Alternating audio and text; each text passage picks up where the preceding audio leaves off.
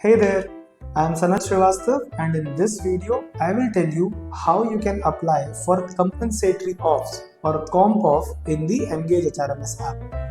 Open the Emgage HRMS app, make sure you are logged in and tap on the Leave drop-down in the sidebar. Under it, select Extra Working.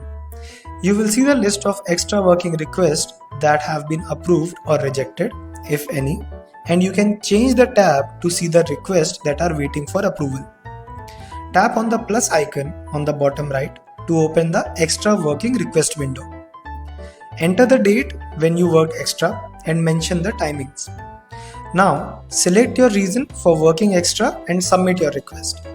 Remember, the benefits of extra working are completely based on your company's policy, and Emgage HRMS adheres to that only. See, that was so easy. For any more queries, you can email us at info@emgage.work or put your queries in the comment section below. And of course, for anything related to HR or Emgage, don't forget to subscribe to Emgage's YouTube channel.